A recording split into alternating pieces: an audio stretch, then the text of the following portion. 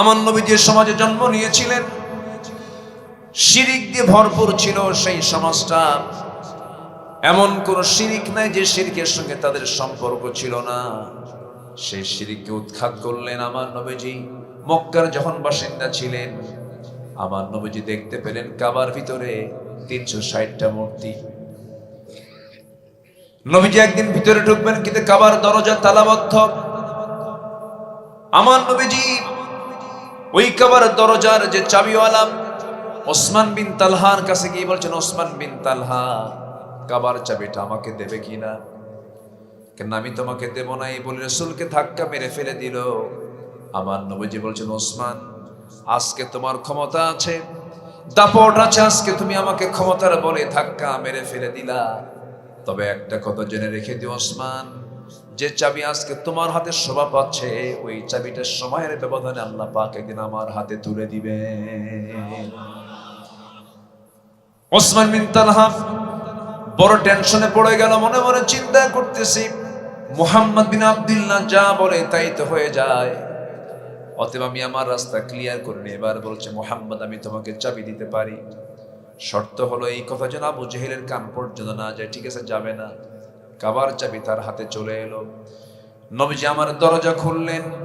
খোলার সঙ্গে সঙ্গে আমার নবীর সামনে যখন পড়ে গেছে সেই মূর্তিগুলোর চিত্র নবীজি সহ্য করতে পারলেন না। মনে মনে ভাবলেন সব ভেঙে চুরমার করে ঘর সাফ করে ফেলবো, কিন্তু পারলেন না। কারণ আমার নবীজি যে সময় সিদ্ধান্ত নিয়েছেন সেই সময় তিনি নগর প্রধান হতে পারেন নাই, রাষ্ট্রনায়ক হতে পারেন নাই।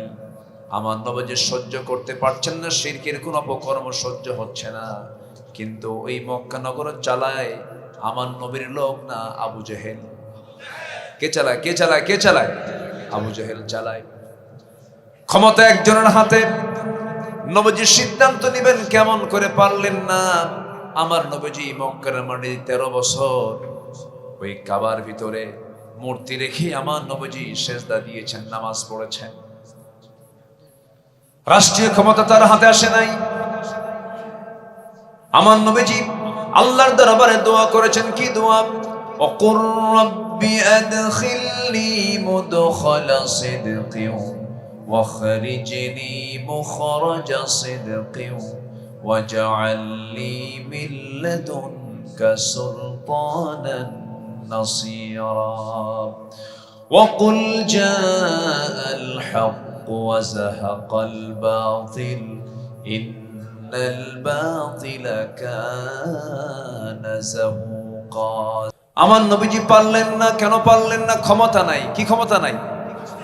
রাষ্ট্রীয় ক্ষমতা নাই। আল্লাহর কাছে দোয়া করেন, আল্লাহ আমাকে রাষ্ট্রীয় ক্ষমতা দিয়ে দাও। মক্কায় টিকতে পারলেন না। যে মক্কার বাসিন্দাগুলো এত জঘন্য ছিল, আমার নবীজির বিরুদ্ধে সব লেগে গেল। সাহাবায়ে কেরামকে ধরতে লাগলো, যেখানেই পায় সেখানেই পিটায়, মারতে মারতে রক্তাক্ত করে ফেললো। খাব্বাবকে মেরে রক্তাক্ত করে ফেললো। পিঠের মধ্যে ধবল কোষ্ঠের নাই গর্ত গর্ত হয়ে গেল। আগুন দিয়ে পুড়ে তার পিঠটা সারখার ঝাঁঝরা করে দিল। খুবাইবকে মারতে মারতে শহীদ করে ফেললো। সাইয়েদনা বেলালকে মারতে মারতে হাইয়ান মাজরুহান, কালো মানুষ আরো কালো হয়ে গেলেন। এই অত্যাচারগুলো যখন চতুর্দিক থেকে শুরু হয়ে গেছে, আমার নবীজি শুধু মার খাইলেন 13 বছর মক্কায়। অনেক লম্বা লম্বা কথা ছিল। আমার নবীর মূল লক্ষ্য ছিল এটা, আমি চুরি করব না, কাউকে চুরি করতে দেব না। আমি ডাকাতি করব না, কাউকে ডাকাতি করতে দেব না। ডাকাতি করলে তাকে শাস্তি নিশ্চিত করে দেব। আমি জেনা করব না, কাউকে জেনা করতে দেব না, জেনার শাস্তি নিশ্চিত করে দেব। আমি মদ খাবো না, কাউকে মদ খেতে দেব না। মদ্যপান যে করবে তার জন্য শাস্তি নির্ধারণ করব।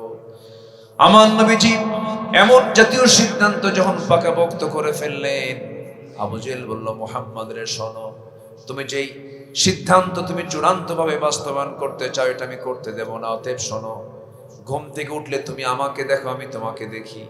অতএব দুজন মিলে সমঝোতা করি। তোমার ধর্ম 6 মাস, আমার ধর্ম 6 মাস।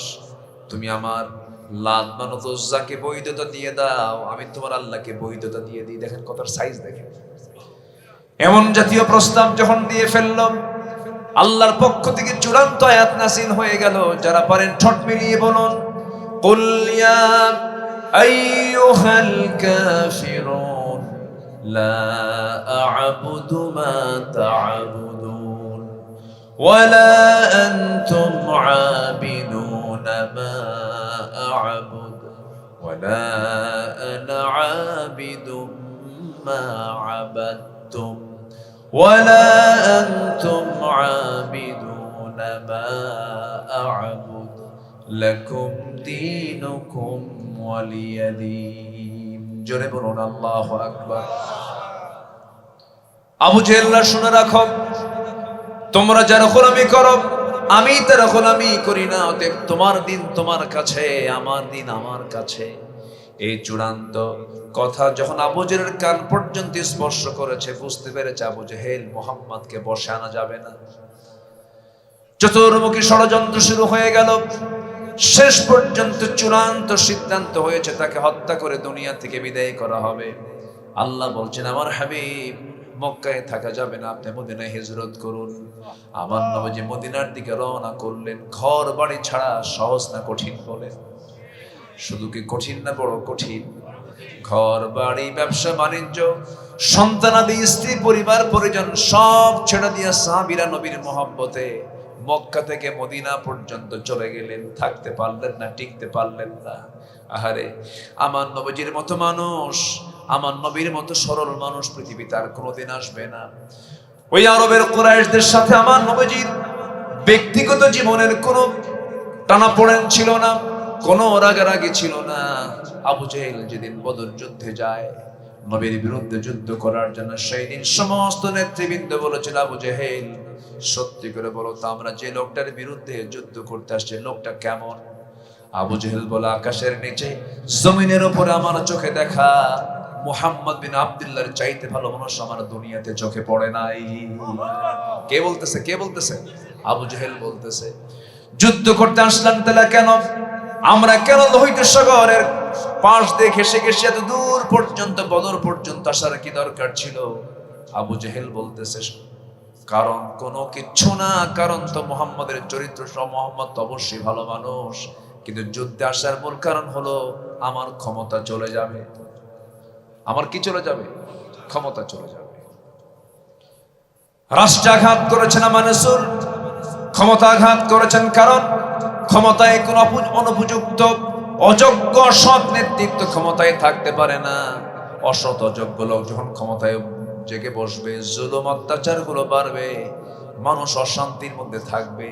আমার নবীজি অন্যের বিরুদ্ধে যখন কথা বলা শুরু করেছেন, নবীর বিরুদ্ধে শত্রুতা শুরু হয়ে গেছে। সেই বিশ্ব নবী মক্কায় টিকতে পারলেন না, হিজরত করে কোথায় চলে গেলেন বলেন? মদিনায় চলে গেলেন। বসেছিলেন নাকি? বসে থাকেন নাই। মদিনায় গিয়ে তিনি ছোট্ট একটা নগর, ছোট্ট একটা মদিনা রাষ্ট্র গঠন করে ফেললেন। এক বছরে যেতে না যেতে আমার নবীজির মদিনা নামক ছোট্ট রাষ্ট্রকে মানচিত্র থেকে সব মুছে দেবার জন্য সব ধরনের প্রস্তুতি আবু জেহেলরা শুরু করে দিল। কিন্তু দিনটা কার? আসতে কবেন না, দিনটা কার? আসলে দিনটা কার বলেন? আল্লাহর। ইউরিদুনা লিইউতফিউ নূরাল্লাহি বিআফওয়াহিহিম ওয়াল্লাহু মুতিম্মু নূরিহি ওয়ালাউ কারিহাল কাফিরুন। জোরে বলুন আল্লাহু আকবার। ওরা চায় মুখের ফুৎকারে আল্লাহর দিনকে নিভিয়ে দেবার জন্য, কিন্তু দিন তো কেউ নিভাতে পারবে না। দিনকে তার পরিপূর্ণ মাত্রায়, পরিপূর্ণ লেভেলে নিয়ে যাবেন তিনি আমার কে? আসতে বলবেন না, তিনি আমার কে? আল্লাহ তাআলা। আমার নবীজি শিরিক দূর করে তাওহীদকে প্রতিষ্ঠা করলেন। আল্লাহ রাব্বুল আলামিন বলেন, ওয়া'বুদুল্লাহা ওয়া লা তুশরিকু বিহি শাইআন وبالوالدين إحسانا وبذي القربى واليتامى والمساكين। জোরে বলুন আল্লাহু আকবার। আল্লাহর দাসত্ব করো, আল্লাহর সঙ্গে কারোর সাথে তোমরা শরীক স্থাপন করতে যেও না, কারো আইনকে মানতে যেও না। একমাত্র আইন মানবে কার? আসতে বলুন, আইন মানবে কার? বিধান মানবে কার? আল্লাহর আইন ছাড়া অন্য কোন আইনকে যদি মানতে যাও, আল্লাহ রাব্বুল আলামিন বলছেন ওয়ামান ইয়াবতাগি গায়রাল ইসলামি দীনান ফালান ইউকবালা মিনহু ওয়া হুয়া ফিল আখিরাতি মিনাল খাসিরিন। জোরে বলুন আল্লাহু আকবার। জীবন বিধান হিসাবে ইসলামকে ছেড়ে দিয়া অন্য কোন আইন কানুনকে যদি কোনো বান্দা গ্রহণ করে নেয়, আল্লাহ তার কোনো কিছুই কবুল করবেন না। ওয়াদা করেছেন যিনি, তিনি কে বলেন? আল্লাহ ওয়াদা করেছেন আমি তার কোনো কিছুই কবুল করব না। এই জন্য আমার ভাইরা, একমাত্র হুকুম মেনে চলতে হবে কার? আরো যে হুকুম মেনে চলতে হবে কার? এক জায়গায় না সব জায়গায়? এক জায়গায় না সব জায়গায়? নামাজে মানলাম, রোজায় মানলাম, হজে মানলাম, কিন্তু যাকাতে মানলাম না, আইনে মানলাম না, সুদের বিধানকে কার্যকর করার জন্য চেষ্টা করলাম। আমার দেশে ডাবল স্ট্যান্ডার্ড লোকের অভাব নাই। একই মুখে দুই কথা। এক মুখে বলতেছে আমার ইসলামী মূল্যবোধে বিশ্বাসী, আবার বলে শরীয়ত আইন মানি না। কি আছে কিনা? আছে কিনা? আছে কিনা? আছে কিনা? আছে কিনা? রাসূলুল্লাহর ন্যায় পরায়ণতার শাসন আমরা এই দেশে দেখতে চাই। ভালো কথা, রাসূলুল্লাহর দল করে এই ঘোষণা দাও না কেন? সম্মানিত ভাইয়েরা, সম্মানিত বন্ধুগণ, রাসূলকেও মানতে হবে এক জায়গায় না সব জায়গায়? এক জায়গায় না সব জায়গায়? ব্যক্তি জীবনে রাসূলকে মানলাম, রাষ্ট্রীয় জীবনে রাসূলকে মানলাম না, আমি নবীর উম্মত হতে পারিনি, আমি ভণ্ড, আমি প্রতারক, ঠিক কিনা? তুমি ভণ্ড হয়ে গেছো। ব্যক্তি জীবনে মানবা, রাষ্ট্রীয় জীবনে মানবা না, এটা মুনাফিকের লক্ষণ। সম্মানিত ভাইয়েরা, আমার নবীজির রাষ্ট্র এবং সমাজ গঠনের পথ পদ্ধতির এক নম্বর কাজ রাসূল করেছেন শিরিক দূর করে সেখানে তাওহীদকে প্রতিষ্ঠা করেছেন। সম্মানিত ভাইয়েরা, নবীজির দাওয়াতে যুবকরাকে সাড়া দিয়ে ইসলামের দিকে একদম দীক্ষিত হয়েছে। বুড়োরা বাধা দিয়েছে বেশি, আর যুবকরা সাহায্য করেছে বেশি। জোরে বলে সুবহানাল্লাহ। যুবকদের ভূমিকা ইসলামের সবচেয়ে কম না ইসলামের সবচেয়ে বেশি? সবচেয়ে বেশি। জাফর বিন আবু তালিব যুবক, সাইয়েদনা আলী যুবক, খালিদ বিন ওয়ালিদ টকবগে যুবক, আব্দুল্লাহ বিন রাওহা যুবক, যায়েদ বিন হারিস যুবক, আর বুড়া হলো আবু জেহেল, আবু লাহাব। সব ভাই না চাচা? আসতে হবে, সব ভাই না চাচা? চাচারা বিরোধিতা করেছে আর ভাইরা সহযোগিতা করেছে। তাহলে বুড়া মানুষ কিন্তু খুব বেজুত। আস্তে কর, চাচা বসে আছে। চাচাদের দ্বারা ইসলামের বেশি ক্ষতি হলেও আবার চাচাদের দ্বারা ইসলামের অনেক কল্যাণ হয়েছে। বলি আলহামদুলিল্লাহ। আমির হামজাকে বলেন, একটু বড় জোরে বলেন, বলেন কে? বাংলাদেশের নাগরিক আমরা, মুসলমান, ইসলামকে আমরা পরিপূর্ণরূপে দেখতে পাচ্ছি না। আমরা ইসলামের আংশিক কিছু অনুসরণ করার সুযোগ পাচ্ছি, কিন্তু ম্যাক্সিমাম ইসলামের যে আইন কানুনগুলো, বিধানগুলো, হুকুমগুলো আমরা মানতে চাইলেও মানতে পারছি না। ধরুন আপনি মাহফিলে এসেছেন, রাস্তা দিয়ে গাড়িতে করে এসেছেন, বাম দিকে না ডান দিকে? আমি কিন্তু বামে এসেছি। আবার যখন বাড়ির দিকে আল্লাহ যদি নেয়, বাড়ির দিকে যে ফিরে যাব, বামে যাব না ডানে যাব? বামেই যাব।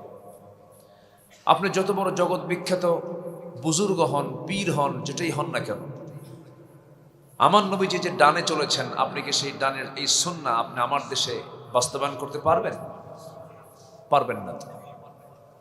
আপনাকে বামেই যেতে হবে, আপনাকে বামেই চলতে হবে। নচেত আপনি যদি ডানে যেতে চান, ট্রাফিক সিগন্যাল আপনি অমান্য করার কারণে আপনাকে মামলার শিকার হতে হবে। আপনাকে উল্টা আরো জরিমানা করবে। আপনি ইসলাম মানতে গেলে আপনাকে কি করবে? জরিমানা করবে। ঠিক এরকম ভাবেই সকল জায়গায় আপনি ইসলাম মানতে চাইলেও আপনি মানতে পারবেন না, কারণ ইসলাম সব জায়গায় কায়েম হয়নি। ব্যক্তিগত জীবনে আমার দেশে ইসলামের কিছু ব্যবহার আছে, সামাজিক জীবন আংশিক কিছু আছে, কিন্তু রাষ্ট্রীয় জীবনে তো ইসলাম আসে নাই, এবং এটা অনেকে মানতে চান না। অনেকে চান ইসলাম ধর্ম হলো ব্যক্তিগত বিষয়, আমি আমার ব্যক্তিগত জীবনে ইসলামকে ট্রিট করব, মানব, রাষ্ট্রের সাথে ইসলামের কোনো সম্পর্ক নাই। এরকম জাহেলি চেতনার কিছু মুসলিম কুলাঙ্গার আছে না নাই? মুসলিম নামের কিছু বদমাইশ আছে যারা ইসলামকে নিয়ে খুব বাজে কথা বলে এবং ইসলামকে বলে তারা ইসলামের এই মধ্যযুগ আইন বর্তমান দুনিয়াতে চলতে পারে না, এমন করেও কথা বলে। যেরকম নাউজুবিল্লাহ, তার ইমানকে আসে না গেছে? ইমান চলে গেছে। আল্লাহ রাব্বুল আলামিন বলেন, আফাগায়রা দীনিল্লাহি ইয়াবগুনা ওয়া লাহু আসলামা মান ফিস সামাওয়াতি ওয়াল আরদ তাওআন ওয়া কারহা। জোরে বলুন আল্লাহু আকবার, আরো জোরে বলুন আল্লাহু আকবার। আল্লাহ রাব্বুল আলামিন বলেন, বান্দা কেমন করে জীবন বিধান হিসেবে ইসলামটাকে ছেড়ে দিয়ে অন্য কোনো বিধানের দিকে কেমন করে দৌড়ায়, অথচ আসমান জমিনে যত প্রাণী আছে, যত সৃষ্টিকুল আছে, প্রত্যেকটা সৃষ্টিকুল ইচ্ছাই হোক অনিচ্ছাই হোক আল্লাহর সামনে তারা সারেন্ডার করছে। যেরকম সুবহানাল্লাহ। আমার বন্ধুগণ, রাষ্ট্র এটা একটা বিশাল একটা বিষয়ের নাম। রাষ্ট্র নিয়ে যখন আমরা কথা বলতে যাব, একটা পক্ষ আমাদের পক্ষে কোনোদিন তারা আসতে পারবে না, আসবে না, এটাই স্বাভাবিক। আইন সমাজে দু প্রকার, একটা হলো বান্দার আইন, আরেকটা হচ্ছে আল্লাহর আইন। একটা মহল পৃথিবীর শুরু থেকে নিয়ে কিয়ামত পর্যন্ত চাবে তারা জমিন আল্লাহর আইন জারি হয়ে যাক, কায়েম হয়ে যাক। আর একটা মহল চাবে এই জমিনে আমার আল্লাহর আইন চাই না। কি চাই না? এরকম লোক আছে না নাই বলেন তো? আচ্ছা আমার ভাইয়েরা, কোরআনকে যদি প্রশ্ন করুন, কোরআন বলো পৃথিবীর সেরা মানুষ আমাদের নবীজিকে আল্লাহ রাব্বুল আলামিন কেন পাঠিয়েছেন? কোরআন সুন্দর করে বলছে, হুয়াল্লাযী আরসালা রাসূলাহু বিল হুদা ওয়া দীনিল হাক্কি লিইয়ুযহিরাহু আলাদ-দীনি কুল্লিহি ওয়া কাফা বিল্লাহি শাহীদা ওয়ালাউ কারিহাল মুশরিকুন। জোরে বলুন আল্লাহু আকবার। তিনি সেই মহান প্রভু যিনি তার রাসূলকে সত্য দিন দিয়ে দুনিয়াতে পাঠিয়েছেন, যেন তিনি কি করতে পারেন, গোটা দুনিয়ার ভিতরে যত দিন আছে প্রত্যেকটা দিনের উপরে যেন আল্লাহর দিনকে বিজয়ী করতে পারেন। এই জন্য আমি তাকে দুনিয়াতে পাঠিয়েছি। জোরে বলুন সুবহানাল্লাহ। ধরুন আমার হাতে এই কোরআন দেখতে পাচ্ছেন, এই কোরআনটা যদি আমরা দেখি, এই কিতাবের উপরে কেউ বঙ্কিমচন্দ্র, শরৎচন্দ্র, রবি ঠাকুর অথবা আমাদের জাতীয় কবি নজরুলের কোনো বই এই কিতাবের উপরে যদি কেউ রেখে দেয়, আমরা রাখতে দেব? কেন?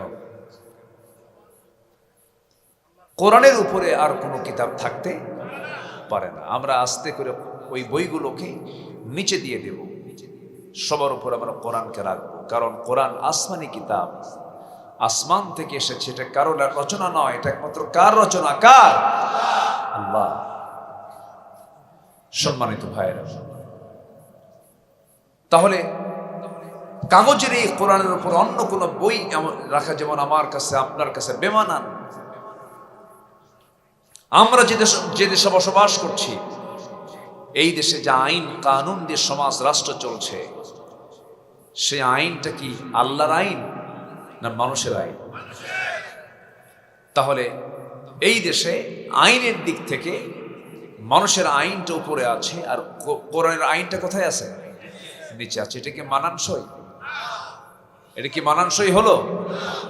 তো কাগজের কোরআনের উপরে যদি কোনো বই রাখাকে যদি আমরা অসম্মান, অপমানজনক অথবা বেমানান মনে করি, তাহলে সমাজ রাষ্ট্র গঠনে আল্লাহর আইনকে নিচে রেখে মানুষের আইনকে উপরে রাখা, এটাও চরম বেমানান, চরম অসম্মানজনক বিষয়। সম্মানিত ভাইয়েরা, আল্লাহর দ্বীন বিজয়ী করার জন্য আল্লাহ পাক আমার রাসূলকে পাঠিয়েছেন। সম্মানিত বন্ধুগণ, আমার নবীজি মক্কায় যতদিন ছিলেন দ্বীনের দাওয়াত তিনি দিয়েছেন। মদিনার 10 বছর এবং মক্কার হলো 13 বছর, এই নিয়ে কত বছর? 23 বছর। আমার নবীজি মক্কায় মানুষকে কালিমার দাওয়াত দিয়েছেন, মানুষ তৈরি করেছেন, ব্যক্তি গঠন করেছেন, কিন্তু আমার নবীজির মূল দাওয়াত একটাই ছিল, সেটা হলো ইনিল হুকমু ইল্লা লিল্লাহ আলা লাহুল খালক ওয়াল আমর। সাবধান, সৃষ্টি যার, আইন চলতে হবে তার। ঠিক কিনা বলেন? এই কথাটা কার কথা? মূলত আল্লাহর কথা। আমার বন্ধুগণ, ইসলামী রাষ্ট্র গঠন গুরুত্বপূর্ণ একটা বিষয়। রাষ্ট্রের সাথে ইসলামের যে সম্পর্ক আছে এটা অনেকে মানতেই চান না, কিন্তু আস-সুলতান ওয়াল ইসলাম ওয়া ইখওয়ানি তাওয়ামান, রাষ্ট্র শক্তি এবং ইসলাম হলো যমজ দুটি সন্তানের মতো। যখন আপনি ইসলামকে রাষ্ট্র থেকে সরিয়ে ফেলবেন, আবার অর্থাৎ রাষ্ট্র থেকে যদি আপনি ইসলামকে সরিয়ে ফেলেন, সেই জায়গায় বিনাশ করবে যুগে যুগে যারা জালিম সরকার ছিল, চেঙ্গিস খানের স্বৈরাচারী শাসন। জোরে কর নাউযুবিল্লাহ। 54 বছর তো আমরা দেখলাম। 54 বছর এই দেশে অনেকেই শাসন করেছেন, সবাই কিন্তু মুসলিম পরিচয় দেওয়া মানুষগুলোই, নামের আগে মোহাম্মদ আছে, সবাই মুসলিম পরিবারের মুসলমান। তারা এই 54 বছরে কেউ 16 বছর, কেউ 25 বছর, কেউ 9 বছর, মাঝখান দিয়া কেয়ারটেকার গভর্নমেন্টটা কয়েক বছর। সব দেখাই তো দেখলাম। সর্বশেষ ফ্যাসিস্ট সরকার 28 লক্ষ কোটি টাকা দেশ থেকে পাচার করে নিয়ে চলে গেল। সব দেখা শেষ করেই ফেলেছি। আমরা একটা কিতাবকে আগামীর জন্য দেখতে চাই। আগামীর সরকারকে আমরা নামাজের সরকার দেখতে চাই। সবাইকে রাজি আছেন? কিসের সরকার? নামাজের সরকার। আল্লাহ কবুল করুন। জোরে বলি আমিন, আরো জোরে আমিন। সম্মানিত ভাইয়েরা, যে কোনো কাজেই যুবকদের ভূমিকাটা অত্যন্ত গুরুত্ব রাখে। এই যে জুলাইয়ের যে আন্দোলন হলো 36 জুলাই 2024, এই সফলতা এনেছে বুড়োরা না যুবকেরা? বুড়োরা না যুবকেরা? যুবকেরা। আমরা ভাবছিলাম যে যুবকরা মনে হয় শেষ হয়ে গেল, এরা মনে হয় আর জেগে উঠতে পারবে না, প্রযুক্তির দুনিয়ায় মনে হয় তারা প্রযুক্তির তলেই পড়ে গেল। কিন্তু না, জাতে মাতাল তালে ঠিক। একদম আন্দোলন করে রাজপথে রক্ত ঝরিয়ে দিয়ে গণভবনে কি দুপুরবেলা মুরগির রান দিয়ে লাঞ্চ করেছে। আসতে কোন কেন করে নাই? করে নাই, করেছে। অতএব যুবকদের ভূমিকা সব জায়গায় অগ্রগণ্য। আজকের মাহফিল আমরা অনেক যুবক সমাজকেই, যুবকদের উপস্থিতি আমরা বেশি লক্ষ্য করছি। বলি আলহামদুলিল্লাহ, এটা ইতিবাচক দিক। আল্লাহ যেন মসজিদেও যেন যুবকদের অংশগ্রহণ বেশি হয়, আল্লাহ সেই তৌফিক দান করুন। কিন্তু মসজিদে যুবকদের অংশগ্রহণ খুবই কম দেখা যায়। বিশেষ করে ফজর নামাজে মুসল্লি সবচেয়ে বেশি না কম? বলেন বলেন বলেন বলেন। সবচেয়ে কম মুসল্লি কোন ওয়াক্তে থাকে? ফজরে। শুধু কি এই গ্রামে না সব গ্রামে? একই সমস্যা, রোগ তো একই, এগুলো তো সব এক ধরনের রোগ। সব গ্রামে ফজরের সময় মুসল্লি খুবই কম, যদিও 5-6 জন থাকে, কিছু বুড়া চাচা যায়। যখন বলা হয় চাচা আপনি মসজিদে আসছেন এত কষ্ট করে, বাবা বুড়ি নাই, বুড়ি থাকলে আমিও আসতাম, বুড়ি থাকলে আমিও আসতাম। সম্মানিত ভাইরা, বিশেষ করে যুবকদেরকে বলছি, মেহেরবানি করে তোমার ব্যক্তি জীবনকে সুন্দর করে ইসলাম দিয়ে সাজিয়ে নাও। আগামীর জন্য তোমার নেতৃত্ব অপেক্ষা করছে, তুমি নেতৃত্ব দেবে, তুমি সামনে এগিয়ে যাবে, মঞ্জিলে মকসুদে পৌঁছে যাবে। শর্ত হলো ইসলাম দিয়ে সুন্দর করে সাজিয়ে নাও তোমার জীবনকে। সাহায্য করবেন কে? আসতে বলবেন না, সাহায্য করবেন কে? ইমানকে আগে লালন করতে হবে, সুন্দর করে ইমানের যত্ন নিতে হবে। ইমানকে ক্যান্সার আক্রান্ত করা যাবে না। তো ইসলামী রাষ্ট্র এবং সমাজ গঠনে আমার নবীজির পথ এবং পদ্ধতি কি ছিল, যুবকরা তোমরা একটু শিখে নাও। আমার নবীজি যে পথ এবং পদ্ধতি অবলম্বন করেছেন তা মোটামুটি 12টা পয়েন্টে আমাকে বলতে হচ্ছে। একটা একটা করে বলবো। আমি কিন্তু একটাও বলিনি, 12টার একটাও বলেছি। তাহলে এখন বলুন, ওয়াজ কি শেষ না শুরু? সময় দিচ্ছেন তো ইনশাআল্লাহ? আল্লাহ কবুল করুন, জোরে বলি আমিন। ইসলামী রাষ্ট্র এবং সমাজ গঠনে আমার নবীজির পথ এবং পদ্ধতি কেমন ছিল? নাম্বার 1 হলো সমাজ থেকে শিরিক দূর করে তাওহীদ প্রতিষ্ঠা ছিল নবীজির 1 নাম্বার কাজ। নবীজি মক্কার বাসিন্দা ছিলেন, সেই মক্কার মানুষ ছিল এত বড় জাহেল, এবং সেই জায়গায় এত জিহালাত কাজ করেছে, এত অজ্ঞতা বর্বরতা কাজ করেছে যে ভাঙ্গা পাতিলকে কেন্দ্র করে যুগের পরে যুগ যে জাতি যুদ্ধ লাগিয়ে রাখত। খুনকা বদলা খুন ছিল যাদের নিত্য নৈমিত্তিক ব্যাপার। শিরিকটা তাদের ভিতরে এত পরিমাণ জেগে বসেছিল যে আল্লাহর ঘর কাবার মধ্যে তারা 360টা মূর্তি তারা উঠায়া ছিল। কাবার চতুর্পার্শ্বে তারা উলঙ্গ হয়ে প্রদক্ষিণ করত, তওয়াফ করত। পানির চাইতে মদ্যপান তারা বেশি করত। বিয়ের প্রচলন ছিল কম, জেনার পরিমাণটা ছিল বেশি। এই একটা সততা বিভক্ত জাতিকে, একটা অসভ্য জাতিকে, বর্বর জাতিকে একটা সুতার কাঠিতে আবদ্ধ করেছেন আমার নবীজি কোনো তন্ত্র মন্ত্র দিয়ে নয়। যেদিন নবীর হাতে কোরআন এসেছে সেই দিন এই কোরআন দিয়ে নবীজি ওই সমাজকে সফল সমাজের রূপ দিয়েছেন। যেরকম সুবহানাল্লাহ। সেই কোরআন আজও আছে না নাই?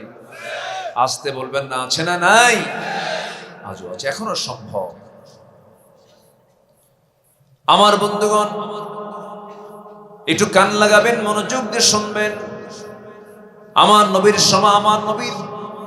জন্ম ছিল যে সমাজে, যেই নগরে, যে মক্কা নগরে, সেই মক্কা নগরের বাসিন্দাগুলো আমার নবীর সময় এত জঘন্য ছিল, সন্তান নিজের মাকে বিয়ে করত। যেরকম নাউযুবিল্লাহ, সন্তান নিজের মাকে বিয়ে করত। বাপ তালাক দিয়ে দিছে, বৈমাত্রীয় অর্থাৎ সৎ মা, বাপ দিছে তালাক, পরের দিন ছেলে বিয়ে কইরা ঘরে তুলত। এত অসভ্য নোংরা একটা সমাজ ছিল, যে যুগে নারীর কোনো ইজ্জত ছিল না। একটা নারী শিশু জন্ম নিয়েছে, জীবন্ত পুঁতে হত্যা করত, কোনো মূল্যায়ন ছিল না। নারী হয়ে জন্ম নেওয়াটা ছিল সেই যুগে বড় একটা অপরাধ ছিল। আর সেই যুগে আমার নবীজি একটা দুইটা নয়, 4-4টা মেয়ের বাবা। রাসূল বললেন, যার ঘরে মেয়ে আছে তার ঘরে রহমত আছে, যার ঘরে একটা মেয়ে তার জন্য একটা পৃথক জান্নাত। সুবহানাল্লাহ বলা যাবে না ভাই? জোরে বলি সুবহানাল্লাহ। তাহলে রহমত কোন ঘরে থাকে? ছেলের ঘরে না মেয়ের ঘরে? কিন্তু মেয়ের ঘরে তো এখানে বরকতের আওয়াজ শুনলে খুব খুশি হই আমরা, কিন্তু বাড়িতে গেলে পরে বউকে তো শাসন বাদ দিই না। বারবার মেয়ে হলে পরে বউকে শেষ পর্যন্ত বলেই ফেলি, তোর পেট পচা। আবার মহিলাও কিছু আছে, 4-4টা মেয়ে যদি পরপর হয়, আল্লাহকে বলে, আল্লাহ তোমার চোখ কি কানা হয়ে গেল নাকি? পরপর 4টা মেয়ে দিলা। রহিমউদ্দিনের বাড়িতে 4টা ছেলে, আমার বাড়িতে 4টা মেয়ে। তোমার হিসাব কি আল্লাহ? তুমি কি একটু বোঝো না? ওই বাড়ির 2 ছেলে আমার ঘরে ঢুকায় দিয়ে আমার বাড়ির 2 মেয়ে ওই ঘরে ঢুকা দিলেই তো ক্লিয়ার হয়ে যাবে। অঙ্ক মিলাচ্ছে। এরকম অঙ্ক মিলায় আল্লাহর ভুল ধরে আসে না নাই বলেন তো? কিন্তু আসল অঙ্ক কে জানেন? আসতে বলবেন, আসল অঙ্ক কে জানেন? আল্লাহ জানেন। আমার বন্ধুগণ, ইয়াখলুকু মা ইয়াশা ইয়াহাবু লিমান ইয়াশাউ ইনাসা ওয়া ইয়াহাবু লিমান ইয়াশাউ যুকুর। আল্লাহ যাকে চান ছেলে দেন, যাকে চান মেয়ে দেন, যাকে চান কিচ্ছু দেন না। কিমা করেন, বন্ধা করেন, সকল কিছুর ক্ষমতা একমাত্র চিল্লায় বলুন কার? সকল ক্ষমতা কার? আল্লাহ পাক। আমার নবী যে সমাজে জন্ম নিয়েছিলেন শিরিক দিয়ে ভরপুর ছিল। সেই সমাজটা এমন কোন শিরিক নাই যে শিরকের সঙ্গে তাদের সম্পর্ক ছিল না। সেই শিরিককে উৎখাত করলেন আমার নবীজি। মক্কার যখন বাসিন্দা ছিলেন, আমার নবীজি দেখতে পেলেন কাবার ভিতরে 360টা মূর্তি। নবীজি একদিন ভিতরে ঢুকবেন, কিন্তু কাবার দরজা তালাবদ্ধ। আমার নবীজি ওই কাবার দরজার যে চাবিওয়ালা ওসমান বিন তালহার কাছে গিয়ে বলছেন, ওসমান বিন তালহা, কাবার চাবিটা আমাকে দেবে কিনা? কেন আমি তোমাকে দেব না এই বলে রাসূলকে ধাক্কা মেরে ফেলে দিল। আমার নবীজি বলছেন, ওসমান, আজকে তোমার ক্ষমতা আছে, দাপট আছে, আজকে তুমি আমাকে ক্ষমতার বলে ধাক্কা মেরে ফেলে দিলা। তবে একটা কথা জেনে রেখে দিও ওসমান, যে চাবি আজকে তোমার হাতে শোভা পাচ্ছে, ওই চাবিটা সময়ের ব্যবধানে আল্লাহ পাক একদিন আমার হাতে তুলে দিবে।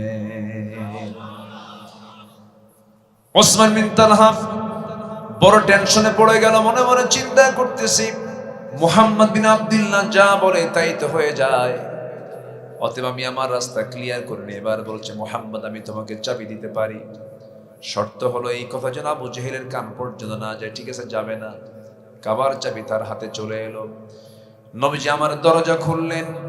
খোলার সঙ্গে সঙ্গে আমার নবীর সামনে যখন পড়ে গেছে সেই মূর্তিগুলোর চিত্র, নবীজি সহ্য করতে পারলেন না। মনে মনে ভাবলেন সব ভেঙে চুরমার করে ঘর সাফ করে ফেলবো, কিন্তু পারলেন না। কারণ আমার নবীজি যে সময় সিদ্ধান্ত নিয়েছেন সেই সময় তিনি নগর প্রধান হতে পারেন নাই, রাষ্ট্রনায়ক হতে পারেন নাই। আমার নবীজি সহ্য করতে পারছেন না, শিরকের কোন অপকর্ম সহ্য হচ্ছে না। কিন্তু ওই মক্কা নগর চালায় আমার নবীর লোক না, আবু জেহেল। কে চালায়? কে চালায়? কে চালায়? আবু জেহেল চালায়। ক্ষমতা একজনের হাতে। নবীজি সিদ্ধান্ত নেবেন কেমন করে, পারলেন না। আমার নবীজি মক্কার মাটি 13 বছর ওই কাবার ভিতরে মূর্তি রেখে আমার নবীজি সেজদা দিয়েছেন, নামাজ পড়েছেন। রাষ্ট্রীয় ক্ষমতা তার হাতে আসে নাই। আমার নবীজি আল্লাহর দরবারে দোয়া করেছেন। কি দোয়া? ওকুর রাব্বি আদখিলনি মুদখালা সিদকিন ওয়াখরিজনি মুখরাজা সিদকিন ওয়াজআল লি মিন লাদুনকা সুলতানান নাসীরা ওয়াকুল জাআল হক وزهق الباطل إن الباطل كان زهوقا। আমার নবীজি পারলেন না। কেন পারলেন না? ক্ষমতা নাই। কি ক্ষমতা নাই? রাষ্ট্রীয় ক্ষমতা নাই। আল্লাহর কাছে দোয়া করেন, আল্লাহ আমাকে রাষ্ট্রীয় ক্ষমতা দিয়ে দাও। মক্কায় টিকতে পারলেন না। যে মক্কার বাসিন্দাগুলো এত জঘন্য ছিল, আমার নবীজির বিরুদ্ধে সব লেগে গেল। সাহাবায়ে কেরামকে ধরতে লাগলো, যেখানেই পায় সেখানেই পিটায়, মারতে মারতে রক্তাক্ত করে ফেললো। খাব্বাবকে মেরে রক্তাক্ত করে ফেললো। পিঠের মধ্যে ধবল কোষ্ঠের ন্যায় গর্ত গর্ত হয়ে গেল। আগুন দিয়ে পুড়ে তার পিঠটা সারখার ঝাঁঝরা করে দিল। খুবাইবকে মারতে মারতে শহীদ করে ফেললো। সাইয়েদনা বেলালকে মারতে মারতে হাইয়ান মাজরুহান, কালো মানুষ আরো কালো হয়ে গেলেন। এই অত্যাচারগুলো যখন চতুর্দিক থেকে শুরু হয়ে গেছে, আমার নবীজি শুধু মার খাইলেন 13 বছর মক্কায়। অনেক লম্বা লম্বা কথা ছিল। আমার নবীর মূল লক্ষ্য ছিল এটা, আমি চুরি করব না, কাউকে চুরি করতে দেব না। আমি ডাকাতি করব না, কাউকে ডাকাতি করতে দেব না। ডাকাতি করলে তাকে শাস্তি নিশ্চিত করে দেব। আমি জেনা করব না, কাউকে জেনা করতে দেব না, জেনার শাস্তি নিশ্চিত করে দেব। আমি মদ খাবো না, কাউকে মদ খেতে দেব না। মদ্যপান যে করবে তার জন্য শাস্তি নির্ধারণ করব।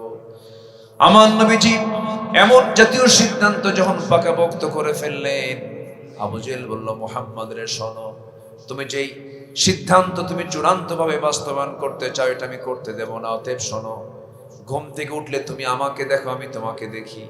অতএব দুজন মিলে সমঝোতা করি। তোমার ধর্ম 6 মাস, আমার ধর্ম 6 মাস।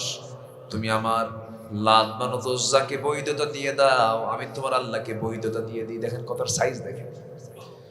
এমন জাতীয় প্রস্তাব যখন দিয়ে ফেলল, আল্লাহর পক্ষ থেকে চূড়ান্ত আয়াত নাযিল হয়ে গেল। যারা পারেন ঠোঁট মিলিয়ে বলুন, কুল ইয়া আইয়ুহাল কাফিরুন লা আ'বুদু মা তা'বুদুন ওয়ালা আনতুম আবিদুনা মা আ'বুদু ওয়ালা আনা আবিদুম মা আবাদতুম ওয়ালা আনতুম আবিদুন মা আ'বুদু লাকুম দীনুকুম ওয়ালিয়া দীন। জোরে বলুন আল্লাহু আকবার। আবু জেহেল, শুনে রাখো, তোমরা যারা গোলামি করো আমি তার গোলামি করি না। অতএব তোমার দিন তোমার কাছে, আমার দিন আমার কাছে। এই চূড়ান্ত কথা যখন আবু জেহেলের কান পর্যন্ত স্পর্শ করেছে, বুঝতে পেরেছে আবু জেহেল মুহাম্মদকে বশে আনা যাবে না। চতুর্মুখী ষড়যন্ত্র শুরু হয়ে গেল। শেষ পর্যন্ত চূড়ান্ত সিদ্ধান্ত হয়েছে তাকে হত্যা করে দুনিয়া থেকে বিদায় করা হবে। আল্লাহ বলছেন, আমার হাবিব মক্কায় থাকা যাবে না, আপনি মদিনায় হিজরত করুন। আমার নবী মদিনার দিকে রওনা করলেন। ঘর বাড়ি ছাড়া সহজ না কঠিন বলেন? শুধু কি কঠিন না বড় কঠিন? ঘর বাড়ি, ব্যবসা বাণিজ্য, সন্তানাদি, স্ত্রী, পরিবার পরিজন সব ছেড়ে দিয়ে সাহাবীরা নবীর মহব্বতে মক্কা থেকে মদিনা পর্যন্ত চলে গেলেন। থাকতে পারলেন না, টিকতে পারলেন না। আহারে, আমার নবীজির মতো মানুষ, আমার নবীর মতো সরল মানুষ পৃথিবীতে আর কোনোদিন আসবে না। ওই আরবের কুরাইশদের সাথে আমার নবীজির ব্যক্তিগত জীবনের কোনো টানাপোড়েন ছিল না, কোনো রাগারাগি ছিল না। আবু জেহেল যেদিন বদর যুদ্ধে যায় নবীর বিরুদ্ধে যুদ্ধ করার জন্য, সেই দিন সমস্ত নেতৃবৃন্দ বলেছিল, আবু জেহেল সত্যি করে বলো তো, আমরা যে লোকটার বিরুদ্ধে যুদ্ধ করতে আসছে লোকটা কেমন? আবু জেহেল বলে, আকাশের নিচে জমিনের উপরে আমার চোখে দেখা মুহাম্মদ বিন আব্দুল্লাহর চাইতে ভালো মানুষ আমার দুনিয়াতে চোখে পড়ে নাই। কে বলতেছে? কে বলতেছে? আবু জেহেল বলতেছে। যুদ্ধ করতে আসলাম তাহলে কেন? আমরা কেন লোহিত সাগরের পাশ দিয়ে ঘেসে ঘেসে এত দূর পর্যন্ত, বদর পর্যন্ত আসার কি দরকার ছিল? আবু জেহেল বলতেছে, কারণ কোনো কিচ্ছু না, কারণ তো মুহাম্মদের চরিত্র সহ, মুহাম্মদ তো অবশ্যই ভালো মানুষ, কিন্তু যুদ্ধে আসার মূল কারণ হলো আমার ক্ষমতা চলে যাবে। আমার কি চলে যাবে? ক্ষমতা চলে যাবে। রাষ্ট্রাঘাত করেছেন আমার রাসূল, ক্ষমতাঘাত করেছেন, কারণ ক্ষমতায় কোন অনুপযুক্ত অযোগ্য সৎ নেতৃত্ব ক্ষমতায় থাকতে পারে না। অসৎ অযোগ্য লোক যখন ক্ষমতায় জেগে বসবে, জুলুম অত্যাচার গুলো বাড়বে, মানুষ অশান্তির মধ্যে থাকবে। আমার নবীজি অন্যের বিরুদ্ধে যখন কথা বলা শুরু করেছেন, নবীর বিরুদ্ধে শত্রুতা শুরু হয়ে গেছে। সেই বিশ্ব নবী মক্কায় টিকতে পারলেন না, হিজরত করে কোথায় চলে গেলেন বলেন? মদিনায় চলে গেলেন। বসেছিলেন নাকি? বসে থাকেন নাই। মদিনায় গিয়ে তিনি ছোট্ট একটা নগর, ছোট্ট একটা মদিনা রাষ্ট্র গঠন করে ফেললেন। 1 বছর যেতে না যেতে আমার নবীজির মদিনা নামক ছোট্ট রাষ্ট্রকে মানচিত্র থেকে সব মুছে দেবার জন্য সব ধরনের প্রস্তুতি আবু জেহেলরা শুরু করে দিল। কিন্তু দিনটা কার? আসতে কবেন না, দিনটা কার? আসলে দিনটা কার বলেন? আল্লাহ। ইউরিদুনা লিইউতফিউ নূরাল্লাহি বিআফওয়াহিহিম ওয়াল্লাহু মুতিম্মু নূরিহি ওয়ালাউ কারিহাল কাফিরুন। জোরে বলুন আল্লাহু আকবার। ওরা চায় মুখের ফুৎকারে আল্লাহর দ্বীনকে নিভিয়ে দেবার জন্য, কিন্তু দ্বীন তো কেউ নিভাতে পারবে না। দ্বীনকে তার পরিপূর্ণ মাত্রায়, পরিপূর্ণ লেভেলে নিয়ে যাবেন তিনি আমার কে? আসতে বলবেন না, তিনি আমার কে? আল্লাহ তাআলা। আমার নবীজি শিরিক দূর করে তাওহীদকে প্রতিষ্ঠা করলেন। আল্লাহ রাব্বুল আলামিন বলেন, ওয়া'বুদুল্লাহা ওয়া লা তুশরিকু বিহি শাইআন ওয়া বিল ওয়ালিদাইনি ইহসানান ওয়া বিযিল কুরবা ওয়াল ইয়াতামা ওয়াল মাসাকিন। জোরে বলুন আল্লাহু আকবার।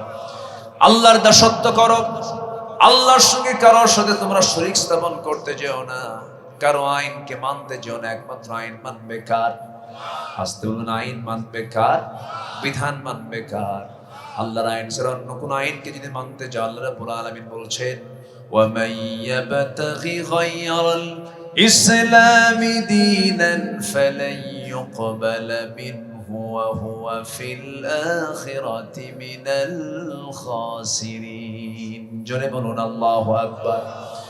জীবন বিধান হিসাবে ইসলামকে ছেড়ে দিয়া অন্য কোন আইন কানুনকে যদি কোনো বান্দা গ্রহণ করে নেয়, আল্লাহ তার কোনো কিছুই কবুল করবেন না। ওয়াদা করেছেন যিনি, তিনি কে বলেন?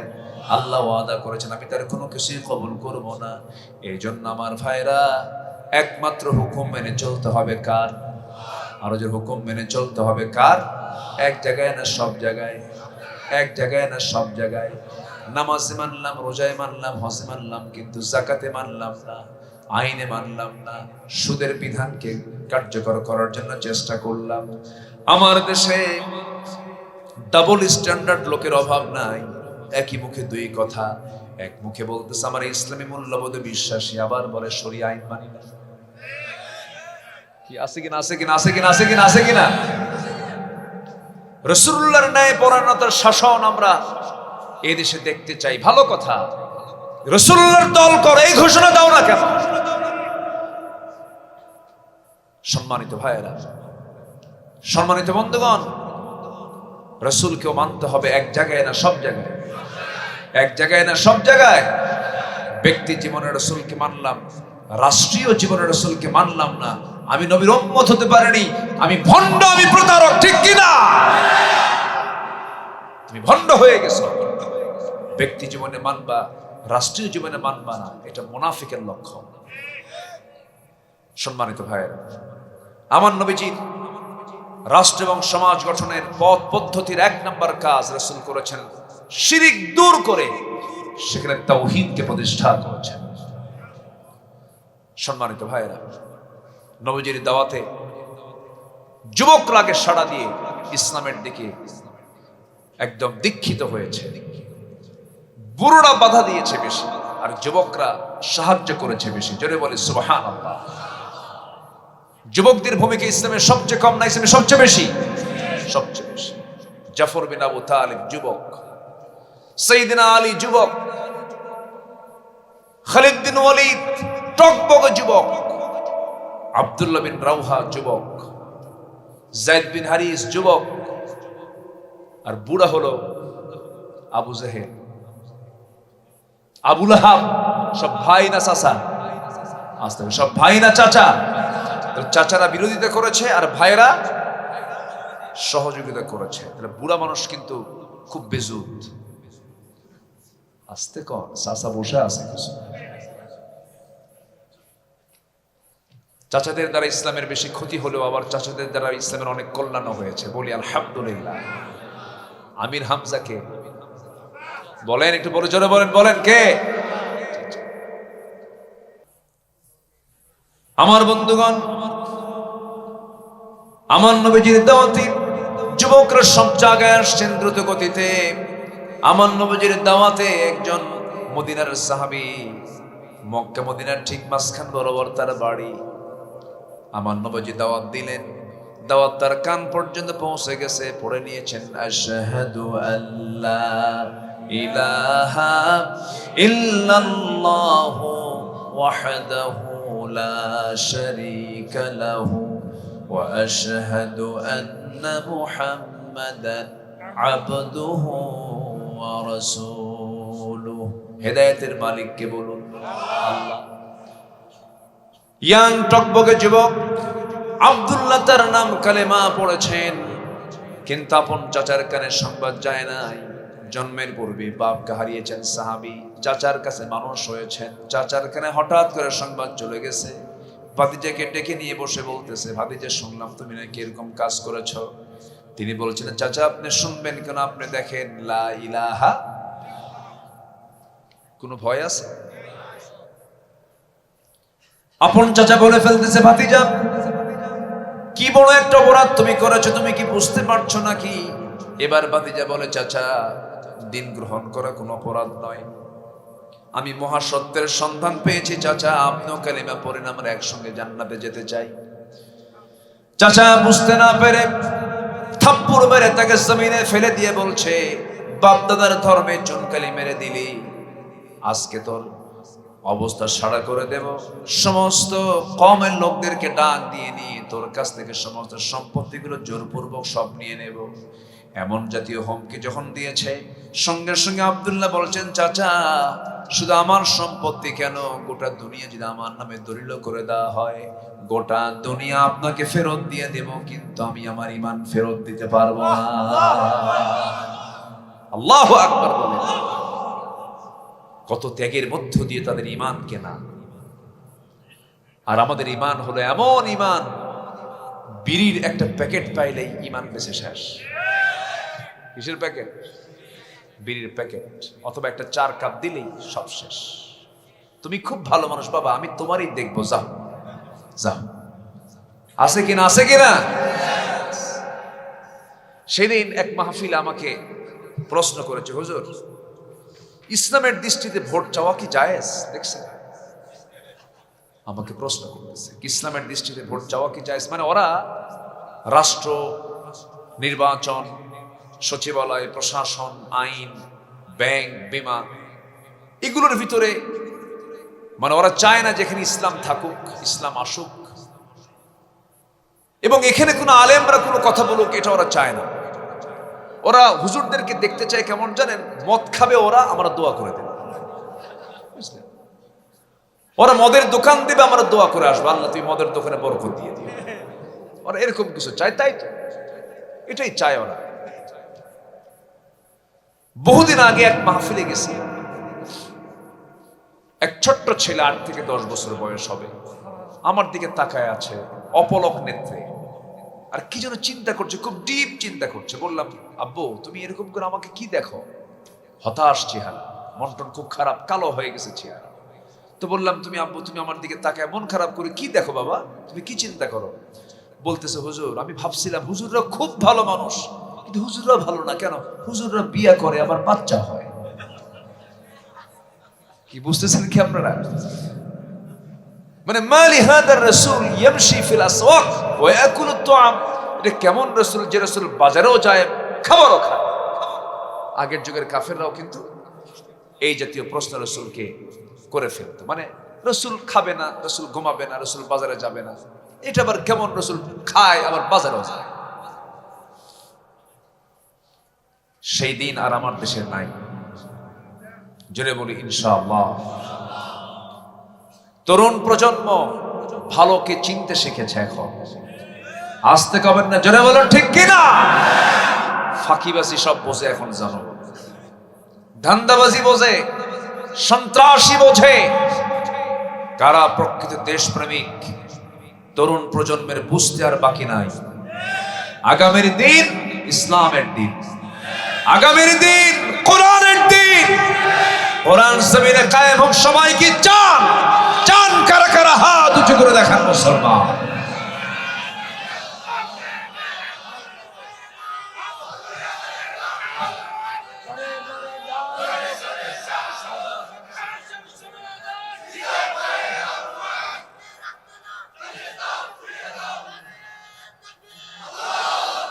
আল্লাহ কবুল করুন, জোরে বলি আমিন।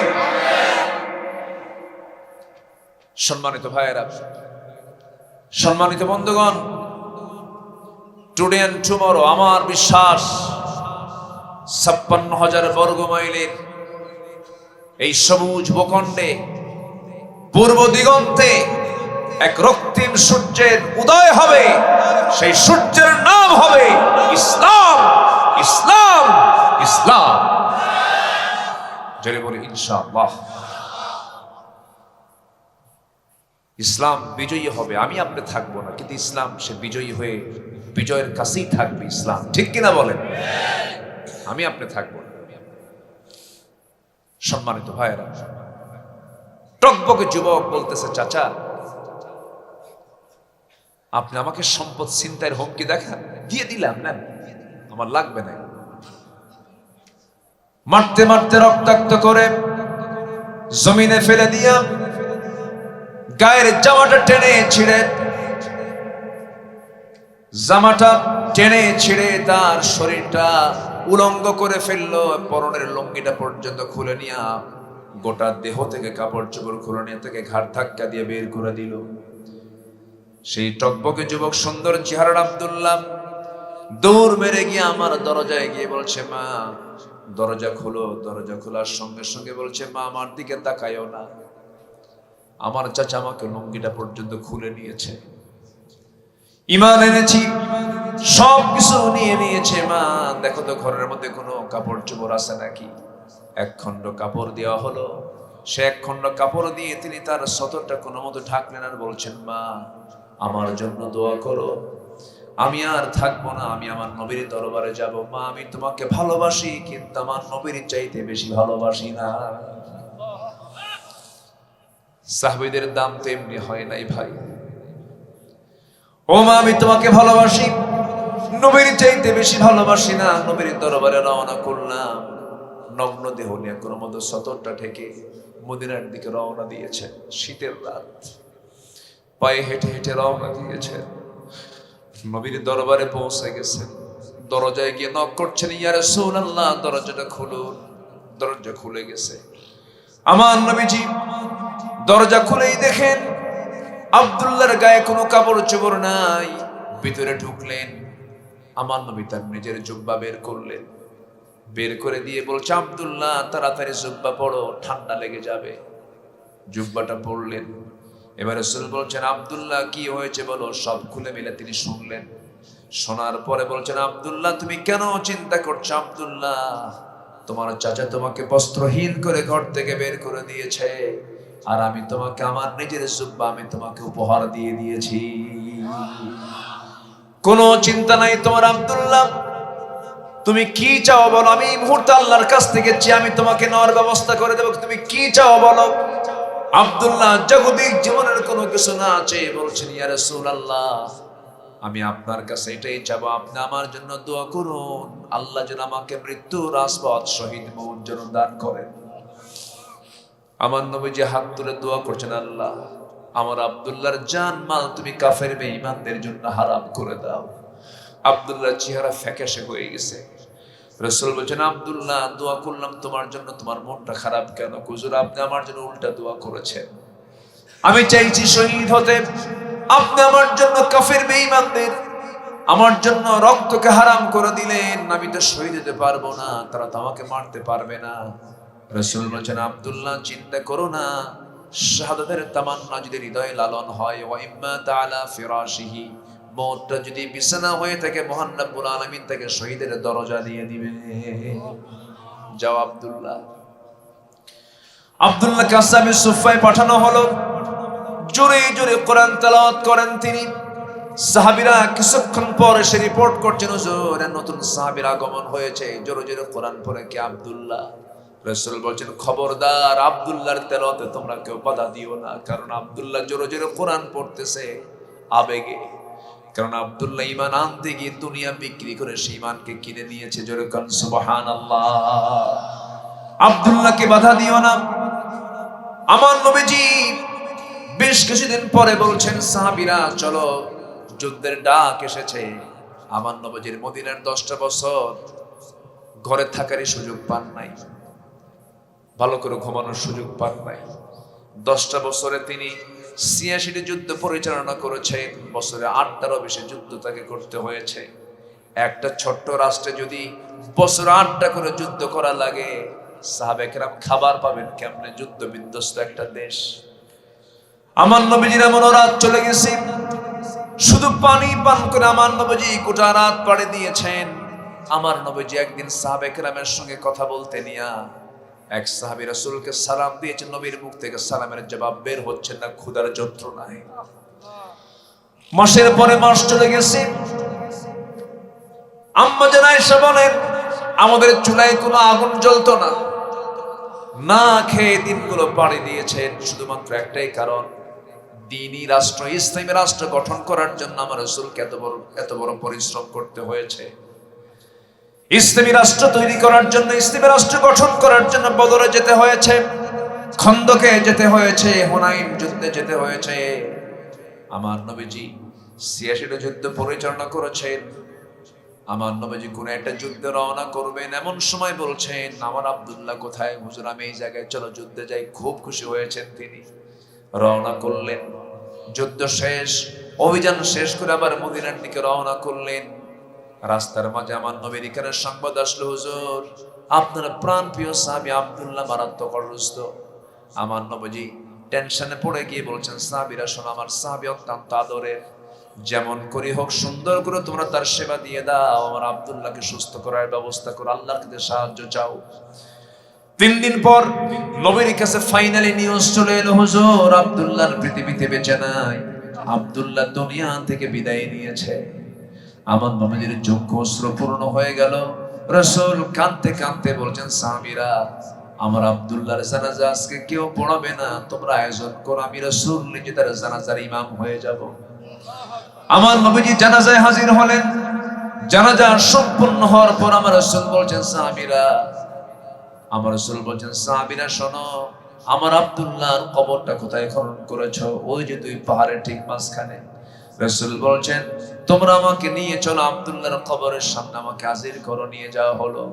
নবী কবরের সামনে দাঁড়ায়া আবেগ আপ্লুত হয়ে বলছেন, সাহাবীরা রে, আমার আব্দুল্লাহর কবরে আজকে আমি কাউকে নামতে দেব না, আমি নিজে নেমে আমি আব্দুল্লাহকে কবরে শোয়া দেব। আমার নবীজি কবরে নামলেন। কবরে নামার সঙ্গে সঙ্গে বলছেন, আবু বকর কোথায়? আমার ডানে নামো। ওমর আমার কোথায়? তুমি আমার বামে নামো। আমার নবীজি কবরে নেমে 2টা হাত আগায় দিয়ে বলছেন, ও আমার সাহাবীরা, আমার কলিজার টুকরা আব্দুল্লাহকে তোমরা আমার হাতে তুলে দাও।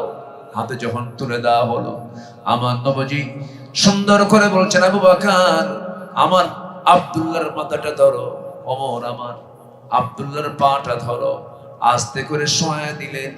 বুকের উপরে আমার নবীজি তার বরকতি হাতটা রাখলেন, রেখে আকাশের দিকে তাকায় বলছে, আকাশের মালিক আল্লাহ, এই মুহূর্ত পর্যন্ত কোনোদিন আব্দুল্লাহর দ্বারা আমি কোনোদিন কষ্ট পাই নাই, আব্দুল্লাহ আমার সঙ্গে কোনোদিন বেয়াদবি করে নাই, আমি আব্দুল্লাহর উপরে সন্তুষ্ট আছি এখন পর্যন্ত। আল্লাহ তুমি আমার আব্দুল্লাহকে দয়া করে মাফ করে দাও।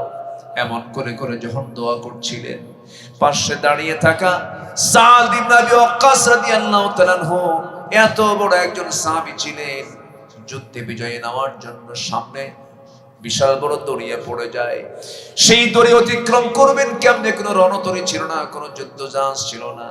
হাজার হাজার মুজাহিদকে সঙ্গে করে নিয়ে ঘোড়া সমুদ্র বক্ষে ছেড়ে দেন। সমুদ্র পাড়ি দিয়া সমুদ্র পারে গিয়ে ঘোড়া সহ তারা পৌঁছে গেছে। ইতিহাস বলে কোন একটা মুজাহিদের ঘোড়ার খুর পর্যন্ত পানি স্পর্শ করে নাই। সেই সাদ বিন আবি ওয়াক্কাস রাদিয়াল্লাহু তাআলা পাশে দাঁড়ায় থেকে হতাশ হয়ে বলছেন, আজকে যদি আমি জীবিত সাদ না হয়ে যদি ওই কবরের বাসিন্দা হতাম, যে কবরের বাসিন্দাকে বিদায় করার জন্য বিশ্বনবী তার কবরে নেমে যান, কত ভাগ্য তার। আবু বকর ওমরের মতো মানুষ নেমে যান, আমার জীবনটা বড় প্রসন্ন হয়ে যেত। জোরে বলেন সুবহানাল্লাহ। আমার ভাইরা, দিন এনেছি, ঈমান এনেছি, এটাকে লালন করব, যত্ন করব। জোরে বলি ইনশাআল্লাহ।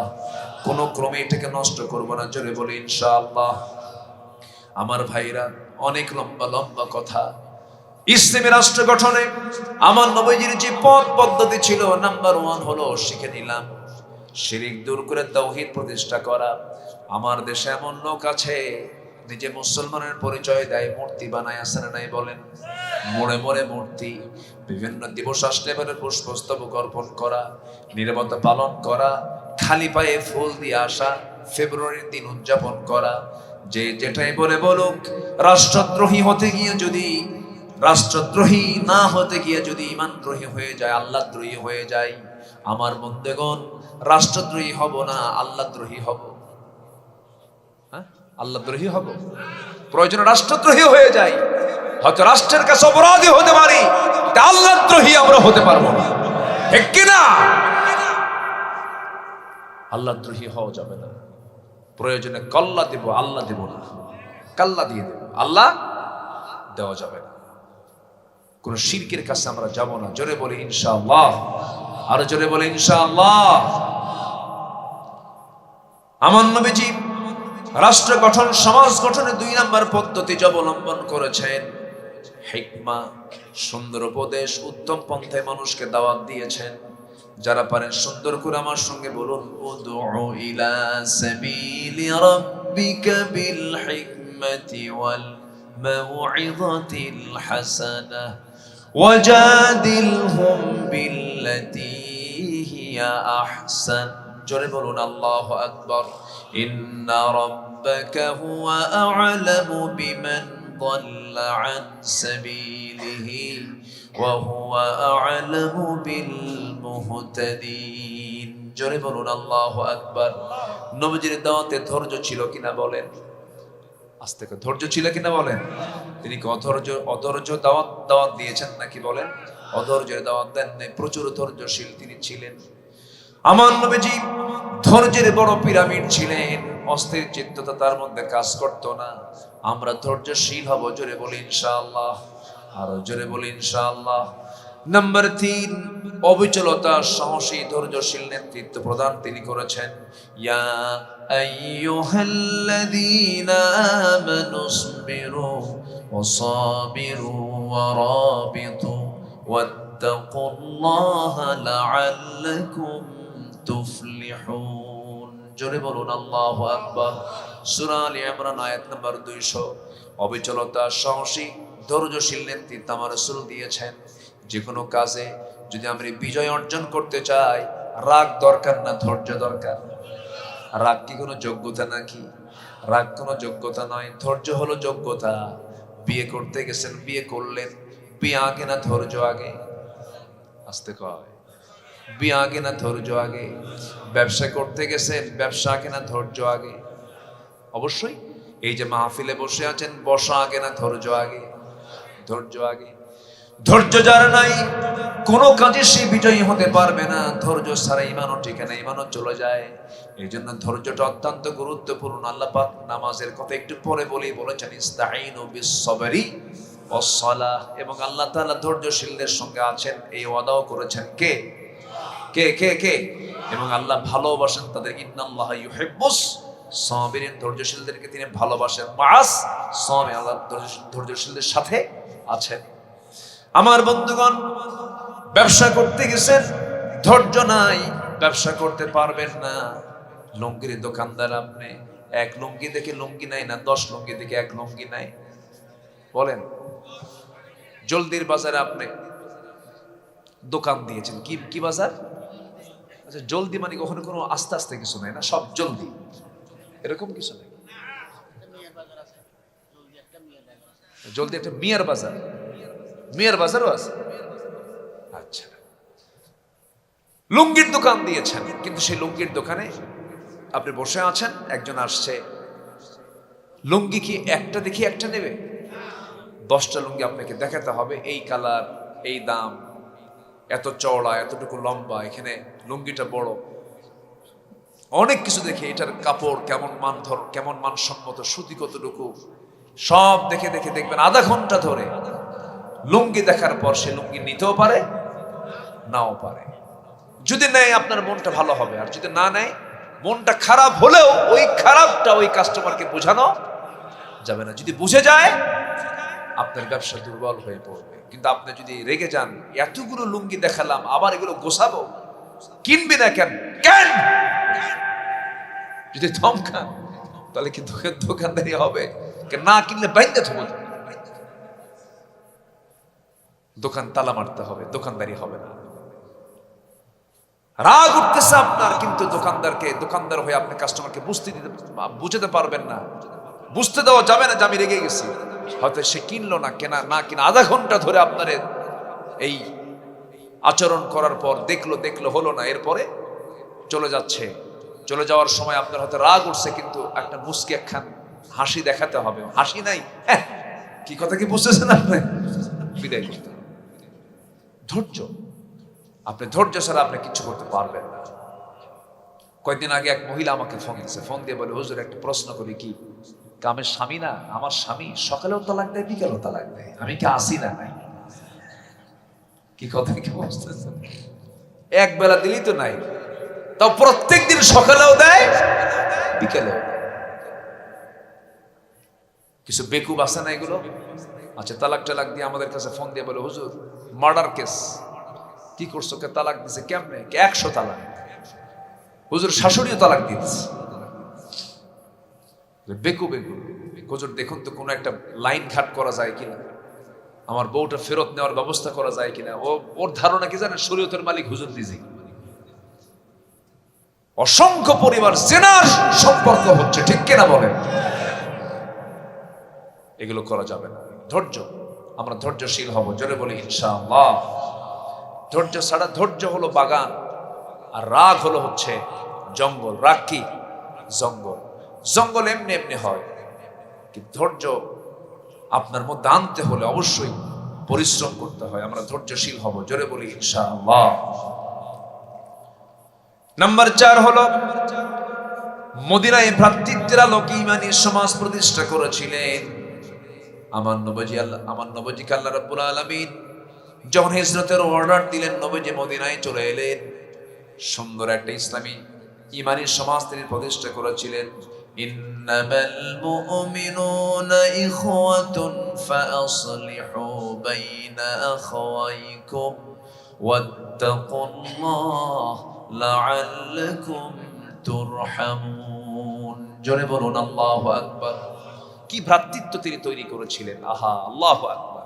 মুহাজির সাহাবীরা মদিনা আসলো, আনসাররা তাদেরকে সাহায্য করলো। কি সাহায্যই না করলো।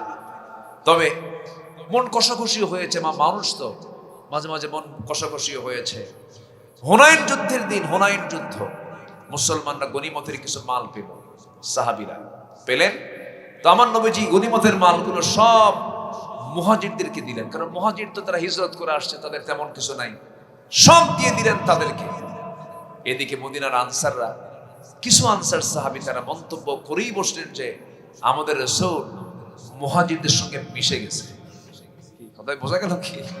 আমাদের দিকে আর কোনো খেয়াল নাই, সব তো তাদেরই দিয়ে দিল। এই জাতীয় কথা যখন আমার নবীর কানে আসলো, বলেন তো এটা কি একটু হলো মন খারাপ হওয়ার কথা না? আমার নবীজি এই ক্রাইসিসকে, এই ভ্রাতৃত্বকে নষ্ট হতে দিলেন। আমার নবীজি করলেন কি? ওই সময় আনসার এবং মুহাজিরদেরকে একসঙ্গে ডাকলেন, ডেকে বলছেন, আমার নবী যেমন সুন্দর করে মোটিভেশনাল কথা বললেন, আবেগ তাড়িত হয়ে কথা বললেন, শোনো ও মুহাজির সাহাবীরা, তোমাদেরকে আমি উট, দুম্বা, ভেড়া দিয়েছি, তোমরা সব নিয়ে তোমাদের বাড়িতে পৌঁছে গেছো। ও আমার মদিনার আনসার সাহাবীরা, তোমাদেরকে কিচ্ছু দেই নাই, তোমাদের মনটা খারাপ হয়ে গেছে। ও আনসার সাহাবীরা শোনো, যুদ্ধ লব্ধ উট, ভেড়া, দুম্বা, ছাগলগুলো সব নিয়ে চলে গেছেন মুহাজির সাহাবীরা তাদের ঘরে ঘরে। আর তোমরা আনসার সাহাবীরা তোমাদের ঘরে কাউকে না নিতে পারলে, ও তোমাদের রাসূলকে তোমাদের ঘরে তোমরা নিয়ে চলে গেছো। জোরে বলেন সুবহানাল্লাহ। কি সুন্দর একটা সমাধান দিয়ে দিলেন। সাহাবীরা এত খুশি হলেন, হুজুর তাই তো, আমাদের কিচ্ছু লাগবে না, আমাদের রাসূল আমাদের ঘরে আসবেন, এটাই আমাদের জন্য যথেষ্ট। জোরে বলেন সুবহানাল্লাহ। এটার নাম ভ্রাতৃত্ব। এটার নাম কি বলেন? ভ্রাতৃত্ব। আমার বন্ধুগণ, মক্কা থেকে একজন ধনী সাহাবী আব্দুর রহমান ইবনে আউফ, কোটি কোটি টাকার মালিক ছিলেন। রাসূল হিজরত করে মদিনায় চলে গেছেন, সংবাদ তিনি সকালবেলা ঘুম থেকে উঠেই পেলেন। ব্যবসা বাণিজ্য, বউ, পরিবার, পরিজন সব ছেড়ে দিয়া তিনি মদিনায় রওনা দিলেন। নবীর কাছে পৌঁছে গেলেন। আমার নবীজি বলছেন, আব্দুর রহমান, এত কিছু ছেড়ে তুমি আসলা কেমন করে? তিনি বলছেন, হুজুর গোটা দুনিয়ার সব ছেড়ে দেব, কিন্তু আমি আপনার সম্পর্ক কখনো ছাড়বো না। আমার নবীজি দেখলেন সে একাকী ইতিমের মতো বসে আছে, বউ বাচ্চা সব থেকে চলে আসছেন, ব্যবসা বাণিজ্য রেখে চলে আসছেন। আমার রাসূল বলছে, আব্দুর রহমান, তোমাকে দেখে আমার বড় কষ্ট হচ্ছে। তোমার কি কষ্ট হচ্ছে নাকি? না, আমার কোনো কষ্ট নাই। তুমি কি জানো আব্দুর রহমান, তোমার সুন্দর বাড়ি আবু জেহেল দখল করে নিয়েছে। আমার নবীজির সামনে সাহাবী আব্দুর রহমান বলছেন, হুজুর, আবু জেহেল দখল করেছে আমার বাড়ি, আর আমি দখল করতে চাই হলো জান্নাতের বাড়ি। যেরকম সুবহানাল্লাহ। আমার নবীজি বলছেন, আব্দুর রহমান, তোমার তো বড় কষ্ট হচ্ছে, দেখি তোমার জন্য কিছু করা যায় নাকি। এমন সময় করলেন কি, এক আনসার সাহাবীকে ডেকে বলছেন, আনসার সাহাবী, এদিকে আসো, আমার আব্দুর রহমান খুব প্রিয় সাহাবী, দেখো এর জন্য কিছু করা যায় নাকি। সঙ্গে সঙ্গে ওই আনসার সাহাবী তাকে ঘোড়ার পিঠে উঠায়া নিলেন। উঠায়া নিয়ে মদিনার সবচেয়ে বড় বড় দুটো খেজুর বাগান দেখায়া দিলেন। দুইটা খেজুর বাগান দেখায়া দিয়া এবার বলছেন, ভাই আব্দুর রহমান, এই দুইটা খেজুর বাগানের মধ্যে যে বাগানটা তোমার পছন্দ হবে, সেই বাগানটা আমি তোমার নামে দলিল করে দেব। আর কি করবে বলো?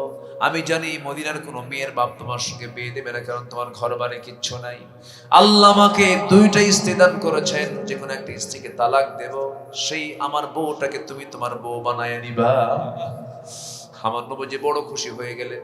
এই সমস্ত কথাগুলো যখন শুনছিলেন, আব্দুর রহমান ইবনে আওফ বলছেন, ভাই রে, বউটা তালাক লাগবে না, আমাকে কোনো খেজুর বাগান দলিল করে দেওয়া লাগবে না।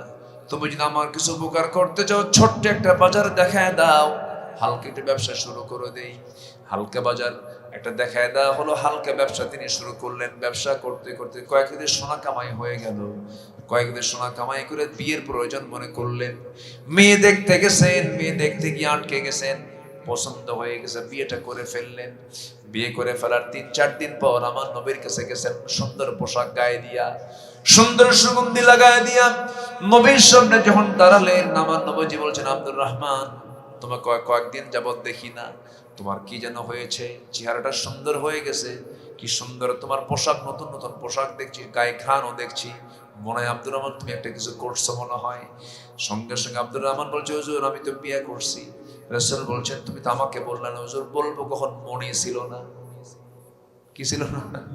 ওইদিকে সাহাবী কি করেছেন, মক্কা থেকে মদিনায় চলে আসছেন, নবীর মহব্বতে বিয়ে করতে গেছেন, যা একটা কথাবার্তা হয়ে গেছে, বিয়ে শাদী করে ফেলে দিয়েছেন।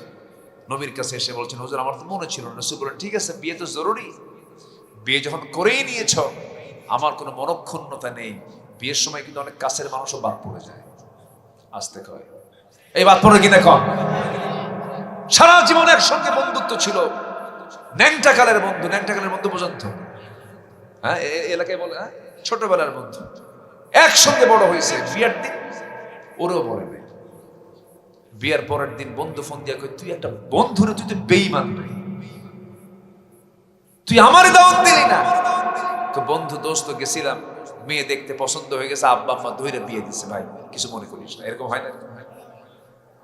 আব্দুর রহমান ইবনে আওফ বলেন, হুজুর, আমি মনে ছিল না, বিয়ে শাদী করে ফেলে দিছি। আমার রাসূল দোয়া করলেন, তুমি টাকা পাইলা কোথায়? হুজুর, ব্যবসা করে কয়েকদিন সোনা কামাই করেছে। রাসূল বলেন, আল্লাহ তুমি আমার আব্দুর রহমানের ব্যবসায় এবং পরিবারে বরকত দিয়ে দাও। এমন দোয়া দিলেন, মক্কায় যে সম্পদ ছিল তার চেয়ে ডাবল ডাবল সম্পদের মালিক হলেন আব্দুর রহমান ইবনে আওফ। 13টা সন্তান, কয়টা? 13টা সন্তান রেখে তিনি দুনিয়া থেকে বিদায় নেন। এবং তাবুক অভিযানের সময় আব্দুর রহমান ইবনে আওফ তিনি নিজে দান করেছিলেন হলো 3 বস্তা সোনা। কয় বস্তা? 3 বস্তা সোনা দান করেছিলেন। বলে ভ্রাতৃত্বের একটা গুরুত্ব ইসলামে আছে না নাই বলেন তো? আছে। আমার নবীজি মদিনায় রাষ্ট্র গঠনে যে পথ পদ্ধতি অবলম্বন করেছেন, তার মধ্যে একটা হলো ভ্রাতৃত্ব তৈরি করেছিলেন। নাম্বার 5 হলো বহু ধর্মের মাঝে সাম্প্রদায়িক সম্প্রীতি তিনি প্রতিষ্ঠা করেছিলেন। লা ইকরাহা ফিদ-দীন ক্বাদ তাবায়্যানা রুশদু মিনাল গায়য়্যি ফামান ইয়াকফুর বিত-তাগুত ওয়া ইউমিন বিল্লাহি ফাকাদ ইসতামসাকা বিল উরওয়াতিল উযকা লা ইনফিসামা লাহা আল্লাহু সামিউন আলীম। আল্লাহু আকবার। নাম্বার 6 হলো সীমালঙ্ঘন এবং অশ্লীলতা দূর করে ন্যায় এবং ইনসাফ প্রতিষ্ঠা করেছিলেন। ইন্নাল্লাহা ইয়া'মুরু বিল আদল ওয়াল ইহসান ওয়া ইতা'i যিল কুরবা وينهى عن الفحشاء والمنكر والبغي يعظكم لعلكم تذكرون। নাম্বার 7, নারী ও পুরুষ উভয়ের পর্দা প্রতিষ্ঠার মাধ্যমে ইসলামের সমাজ নির্মাণ করেছিলেন।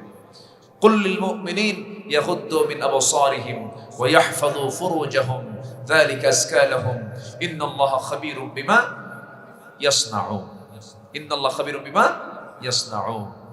আচ্ছা, নাম্বার 8 হলো আভ্যন্তরীণ এবং বহিরাগত শত্রুদের আক্রমণ থেকে রক্ষার জন্য শান্তির নীতি তিনি অবলম্বন করেছিলেন। নাম্বার 9 হলো ইসলামের শিক্ষা প্রতিষ্ঠায় রাষ্ট্রীয় সুদূর প্রসারী তিনি উদ্যোগ গ্রহণ করেছিলেন। নাম্বার 10 হচ্ছে অর্থনৈতিক সাম্য প্রতিষ্ঠা করেছিলেন। নাম্বার 11 হলো বিশ্বাসীদের মাঝে হিংসা দূর করে দৃঢ় ঐক্য প্রতিষ্ঠা করেছিলেন। যদি বলি আল্লাহু আকবার। আমাদের সমাজে হিংসা আছে না নাই? আমার দেশে হিংসার আবাদ হয় না মানবতার আবাদ হয়? এত হিংসা, জমি কিনে একজন ঘুম হয় না আরেকজন, আছে কিনা বলেন? একটা লোক গ্রামের একটা ছেলে ভালো চাকরি পাইলে পরে অমুকের ছেলে এইরকম চাকরি করে, অসম্ভব, বিশ্বাসই হচ্ছে না, আছে কিনা বলেন? আছে কিনা? হিংসার আগুনে জ্বলে। আমি কি দোয়া করে দেব? এই যে যাচ্ছে কেন, বসে আসছে, মাশাআল্লাহ, আলহামদুলিল্লাহ, আসতে বলেন। সম্মানিত ভাইরা, হিংসা করা যাবে না। ইমানদার কখনো হিংসুক হতে পারে না, এবং হিংসুকের এবং মুশরিকের দোয়া আল্লাহর দরবারে কবুল। আমরা হিংসুক হব না, আমরা উদার হব। জোরে বলি ইনশাআল্লাহ। প্রায় একটা উদাহরণ দেই।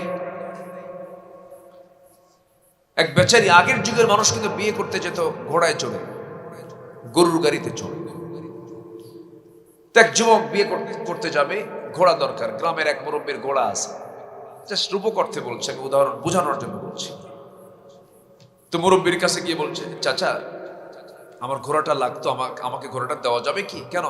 কমক দিন আমার বিয়ে। মুরব্বীর মন মেজাজ খারাপ, বয়স্ক মানুষ, রাগের ঠেলায় বলছে, সবাই রে ঘোড়া দিল, তোরে ঘোড়া দেবো না, যা। মন টন খারাপ করে বাড়িতে চলে আসছে। সবে কদর আসছে, সবে কদরের রাত্রে মসজিদে গেছে, নামাজ কালাম পড়ছে, তাহাজ্জুদ, বেতের তারাবি নামাজ পড়ে শেষ রাত্রির দিকে দুহাত তুলে আল্লাহর কাছে দোয়া করে, আল্লাহ আজকের এই রাত্রিতে তুমি দোয়া কবুলের রাত্রে তোমার দরবারে আমার কোনো কিছু চাওয়া নাই, আমাকে কিচ্ছু দিতে হবে না, আমার কোনো আবেদনই নেই, আমার কিচ্ছু লাগবে না আল্লাহ, আমার শুধু একটাই দোয়া, বুড়ার যেন ঘোড়া, বুড়ার যেন কি মরে, এই দোয়া করে। একটা দোয়া শুধু করে চলে আসতে পারি। এক দোয়া কি আর মিস হয়? বাড়িতে এসে দেখে মার চোখে পানি, মা কান্দে। মা তুমি কান্দো কেন? বাবা তোর গরু মরছে। বাবা তোর কি মরছে? গরু মরছে। তাহলে এখন বলেন, দোয়া তো ঠিকই কবুল হলো, কিন্তু মালাকুল মউত গেছে ঘোড়ার কাছে না গরুর কাছে?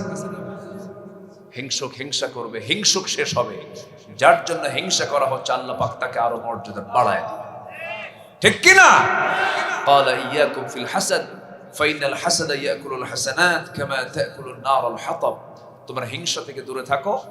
হিংসা মানুষের সমস্ত আমলকে বিনষ্ট করে, যেমন করে আগুন কাঠখণ্ডকে জ্বালিয়ে পুরো সারখার করে দেয়, বলেছেন মুহাম্মদ সাল্লাল্লাহু আলাইহি ওয়াসাল্লাম। এবং হিংসুকের হিংসা থেকে বাঁচার জন্য আল্লাহ পাক দোয়া শিখিয়েছেন, ওমিন শাররি হাসিদিন ইযা হাসাদ। এজন্য হিংসা অত্যন্ত ভয়ঙ্কর একটা অপকর্ম।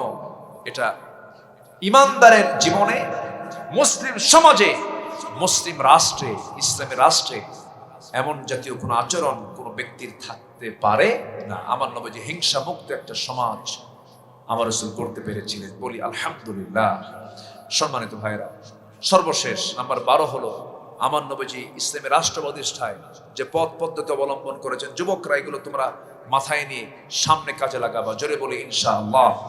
অত্যাচার এবং নিপীড়ন দেখলেই প্রতিরোধ গড়তে উদ্যোগ গ্রহণ করতেন মুহাম্মদ সাল্লাল্লাহু আলাইহি ওয়াসাল্লাম। আমার দেশের যুবকদেরকে আমি খুবই সচেতন মনে করি। সামনের যে দিনগুলো পড়ে আছে, চোখ কান খোলা রাখো, সচেতন থাকো। আমরা দেশের শত্রুদের হাতে কখনো দেশ তুলে দিতে পারবো না। আসতে কবেন না, জোরে বলুন ঠিক কিনা? শরীফ ওসমান হাদি, আমার দেশে তো মানুষ মরলে পরে মানুষের দাম বাড়ে, মরাটাকে দাম বাড়ে। একমাত্র দেশ বাংলাদেশ যে দেশে মরার পরে দাম বাড়ে, মরার আগে দাম হয় না। শরীফ ওসমান হাদি দুনিয়া থেকে বিদায় নিল মাত্র 32 বছরের ক্ষণজন্মা এক ধমকিতুর নাম, মুকুটহীন এক সম্রাটের নাম, যার প্রত্যেকটা কথা বারুদের মতো। ঝালকাঠির সন্তান, হাফিজুল কোরআন, তার বাবা বড় আলেমে দ্বীন, তার বড় ভাই কামিল মাদ্রাসার প্রিন্সিপাল, তার স্ত্রী একজন 100% পর্দাশীল একজন নারী। ছোট্ট একটা বাচ্চা, সে মারা যাওয়ার আগ দিয়ে বলতেছে, আমাকে হয়তো কেউ গুলি করে হত্যা করবে, আমাকে বাঁচাবে না, আমাকে মেরে ফেলবে, আমি জানি। সে বলেছে আমাকে যদি মেরেই ফেলে, আমার একটা চাওয়া, সেটা হলো আমার জন্য বিচার হয়, আমার হত্যার জন্য বিচার হয়। আর আমার একটা ছেলে আমি রেখে যাচ্ছি, একটি ছেলেকে যেন একটু দেখেন, একটু আপনারা দেখেন, আমার সন্তানকে একটু লক্ষ্য রাখবে। চিন্তা করে দেখুন, সেই শরীফ ওসমান হাদি দুনিয়া থেকে বিদায় নিল। কেন তাকে হত্যা করা হলো? সবচাইতে আমার কাছে যেটা মনে হয়েছে সবচেয়ে বড় কারণ হচ্ছে, হাদি এই দেশের শত্রুদেরকে চিহ্নিত করতে পেরেছে।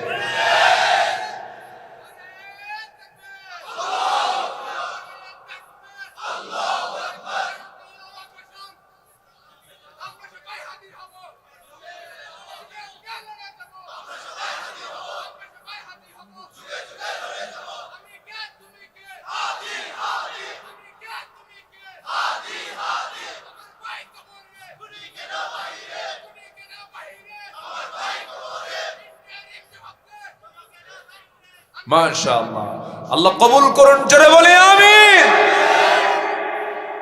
যেদিন সে মারা যায়, আমার ঘুম হয়নি জানেন। কেমন করে ফুটন্ত গোলাপ, যার যায় সে তো বুঝে, সে যার স্বামী, তার যে স্ত্রী, তার তো কষ্ট হচ্ছে, যার হারে সে বুঝে, আমি আপনি বুঝবো কেমনে? ছোট্ট বাচ্চা, ছোট্ট বাচ্চা, সে বুঝেই না যে আমার বাপ মারা গেছে। সম্মানিত ভাইয়েরা, সম্মানিত বন্ধুগণ, অত্যাচার নিপীড়ন দেখলেই প্রতিরোধ করার একটা সমাজ গড়েছিলেন মুহাম্মদ সাল্লাল্লাহু তাআওয়ানু আলাল বিররি ওয়াত তাকওয়া ওয়ালা তাআওয়ানু আলাল ইসমি ওয়াল উদওয়ান কাতিলু ফি সাবিলিল্লাহি আল্লাযীনা ইকাতিলুনাকুম ওয়ালা তা'তাদু ইন্নাল্লাহা লা ইউহিব্বুল মু'তাদিন। সম্মানিত ভাইয়েরা, অনেক রাত হয়েছে, প্রচন্ড ঠান্ডা, আলোচকরা আলোচনা করলে ঘেমে যায়। আমি এক চুল পরিমাণ ঘামি নাই, আমার ঠান্ডা লাগতেছে, এত ঠান্ডা পড়েছে। এই ঠান্ডার ভিতরে আপনারা মাটিতে বসে বসে কোরআন শুনলেন, আমি খুবই মুগ্ধ, আমি খুবই আনন্দিত। একটা লোকের নড়াচড়া নেই, পিন পতন নীরব হয়ে বসে বসে কোরআন শুনেছেন। আল্লাহ তুমি সবার জিন্দেগিতে এই কথাগুলো বাস্তবে ট্রিট করার, বাস্তবে বাস্তবায়ন করার তৌফিক সবাইকে দান করুন। সুন্দর সমৃদ্ধ বাংলাদেশ গড়ার জন্য ইখলাসের সাথে কাজ করার তৌফিক দান করুন। ইমানি চেতনাকে আল্লাহ পাক মজবুত বানায় দেন। ফজরের মুসল্লি দিয়ে গ্রামের মসজিদকে ভরপুর করে দেন। ঘরটাকে কোরআনের নূরে আলোকিত করার তৌফিক দান করেন। জোরে বলি আল্লাহুম্মা আমিন, আরো জোরে আল্লাহুম্মা আমিন। সম্মানিত ভাইয়েরা, আমি শেষের দিকে চলে যাচ্ছি, আমরা আস্তে আস্তে দোয়া করব। অনেক রাত হয়েছে, শীতের রাত হিসেবে অনেক রাত। আল্লাহ তুমি আমাদের সকল সোনাগুলোকে আমলে রূপ দেওয়ার তৌফিক দিয়ে দাও।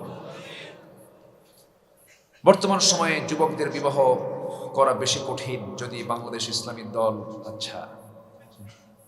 আসে, তাহলে কি এই বিষয়ে কি পদক্ষেপ নেওয়া উচিত? আহারে, যুবকের কি কষ্ট, বিয়ে করতে পারতেছে না, খুব সমস্যা। আল্লাহ তুমি সহজ করে দাও। জোরে বলে আমিন। যে যুবক বিয়ে করতে চায় সে তো চরিত্রবান, আর যে যুবক বিয়ে করতে চায় না সে তো বাইপাস মারে, ও তো পাকা দুষ্ট। যে বিয়ের জন্য অস্থির হবে সে হচ্ছে সচেতন, ইমান সচেতন ব্যক্তি। বলি আলহামদুলিল্লাহ, জোরে বলি আলহামদুলিল্লাহ। তবে হ্যাঁ, ইসলামের সমাজ, ইসলামের রাষ্ট্র যদি গড়ে ওঠে, সেই সমাজে জেনাটা বন্ধ হয়ে যাবে, জেনা কঠিন হবে, আর বিয়েটা কি হবে? সহজ হয়ে যাবে। আর আজকের সমাজে কি বলেন তো, জেনা সহজ, বিয়ে